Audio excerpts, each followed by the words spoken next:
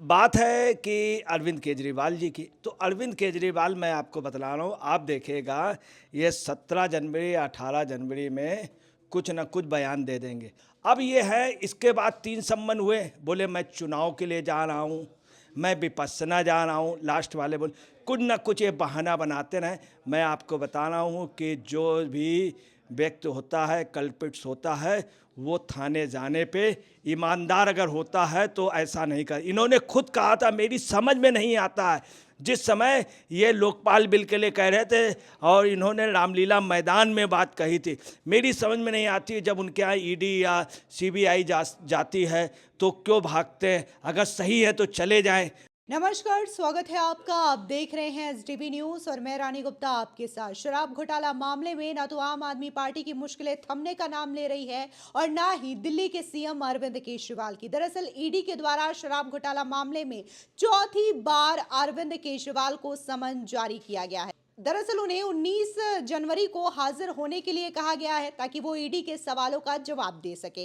अब ऐसे में इस मामले को लेकर के बीजेपी हमलावर नजर आ रही है और बीजेपी का ये कहना है कि आखिर खुद को कट्टर ईमानदार बोलने वाले अरविंद केजरीवाल कब तक ईडी के जांच से इस तरीके से खुद को बचाते रहेंगे। अगर वो वाकई में कट्टर ईमानदार हैं तो ईडी की जांच में सहयोग करे। तो सवाल अब ये उठ रहा है कि क्या जिस तरीके से 3 बार अरविंद केजरीवाल ने ईडी की समन की अनदेखी करी है, इस समन को गैर कानूनी बताया है और वो ईडी के दफ्तर नहीं पहुंचे हैं, तो क्या इस बार भी अरविंद केजरीवाल यही करेंगे या फिर वो ईडी की जांच में सहयोग करेंगे। ऐसे में सवाल तो ये भी उठता है, अगर वो चौथी समन की अनदेखी करते हैं तो क्या अब उन्हें गिरफ्तार कर लिया जाएगा। फिलहाल इस पूरे मामले को लेकर के विस्तार से चर्चा करेंगे। हमारे साथ मौजूद हैं वरिष्ठ पत्रकार अजय जी। सर, स्वागत है आपका। देखने को मिला कि कैसे 3 बार अरविंद केजरीवाल को समन जारी किया गया।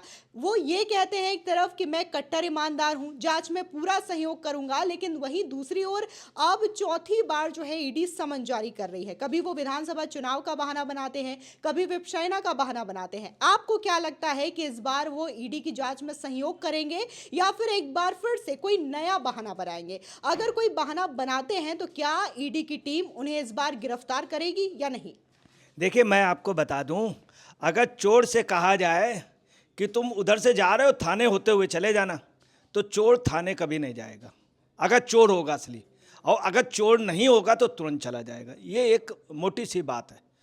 अब बात है कि अरविंद केजरीवाल जी की। तो अरविंद केजरीवाल, मैं आपको बतला रहा हूँ, आप देखिएगा ये 17 जनवरी 18 जनवरी में कुछ न कुछ बयान दे देंगे।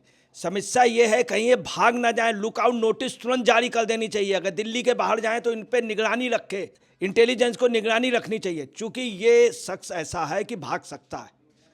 दूसरी आपको बता रहे हैं कि अभी तक ये 3 सम्मन पे नहीं गए। सीबीआई के पास जब गए थे 16 अप्रैल को, तो आपको बता रहे हैं अगला डर रहा था, काँप रहा था, पैर काँप रहे थे। आप समझ लीजिए कि अगले ने क्या किया, सारी दवाइयाँ लेकर के कि कहीं मॉडल ना हो, पैर काँप रहे थे, पैर ना काँपें। फिर पंजाब के चीफ मिनिस्टर सब उन्होंने वो दिया, अब सब जगह गाड़ियाँ भेजी गई और बाकायदे इंतजाम किया गया, आप आना और जिन लोगों को लाना भीड़ को, उनको नाश्ता कराना, फिर यहाँ नाश्ता, सारी व्यवस्था रहेगी। तब भी बहुत कम लोग आए, जुम्मा 400-500 लोग आए। मुख्यमंत्री पंजाब का जो इनसे बड़ा है, वास्तव में जो एक प्रदेश का मुख्यमंत्री है और पूरे जिसके पास अधिकार, वो बैठा रहा बाहर और ये डरते हुए गए, कांपते हुए। जब उतरे हैं तो इनका मुंह काफ़ी उदास था। आ करके इन्होंने तुरंत इमीडिएट कॉल मीटिंग की अपनी बीवी को चीफ मिनिस्टर बनाने के लिए। बिल्कुल कटु सच है ये। अब ये है, इसके बाद 3 सम्मन हुए, बोले मैं चुनाव के लिए जा रहा हूँ, मैं विपश्यना जा रहा हूँ, लास्ट वाले बोले कुछ न कुछ ये बहाना बनाते रहें। मैं आपको बता रहा हूँ कि जो भी व्यक्ति होता है, कल्पिट्स होता है, वो थाने जाने पे ईमानदार अगर होता है तो ऐसा नहीं कर। इन्होंने खुद कहा था, मेरी समझ में नहीं आता है, जिस समय ये लोकपाल बिल के लिए कह रहे थे और इन्होंने रामलीला मैदान में बात कही थी, मेरी समझ में नहीं आती जब उनके यहाँ ईडी या सीबीआई जाती है तो क्यों भागते हैं? अगर सही है तो चले जाएं। मतलब उस समय उन्होंने भ्रष्टाचार के लिए सीबीआई और इनका ईडी का बहुत अच्छा बताया था कि बहुत ठीक है। और लालू के लिए हमेशा कहते थे, तमाम मंत्रियों, शीला दीक्षित के लिए कहते थे भ्रष्ट है, लालू के लिए भ्रष्ट है, सब लोगों के लिए कहते थे। कांग्रेस के उनको भ्रष्ट कहते थे, राहुल गांधी को भ्रष्ट कहते थे, सबको, पूरी कांग्रेस सरकार को। फिर अब उन्हीं के साथ ये समझौता करके अब है क्या, लिक्कर घोटाले में किंग पिन यही हैं, किंग पिन यही है।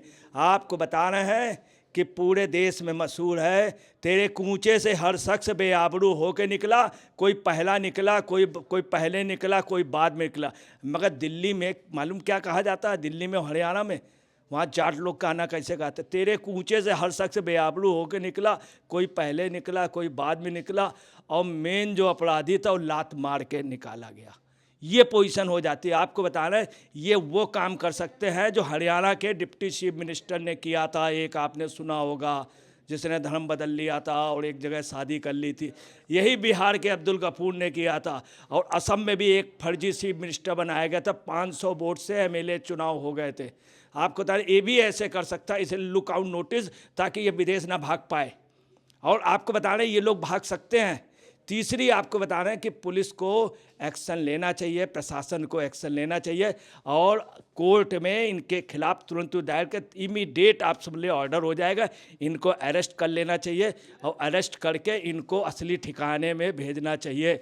आपको बता रहे हैं, शोले फिल्म में एक गाना था, इस गाने के इन्होंने एक समय गाया था अपने को और उनको, इंटरपास मनीष जी को, दोनों का दिखाया था। और ये गाना गाते थे, ये दोस्ती हम नहीं छोड़ेंगे, छोड़ेंगे गर मगर तेरा साथ ना छोड़ेंगे। अब इन्हें इन सब का साथ छोड़ देना चाहिए, घर का मोह छोड़ देना चाहिए, शीश महल का मोह छोड़ देना चाहिए, और सीधे चले जाना चाहिए। जिसको बताते थे बहुत अच्छा बना, बहुत अच्छी व्यवस्था है, अपने कार्यकर्ताओं के लिए कहने, खुद क्यों है, खुद क्यों नहीं जाने।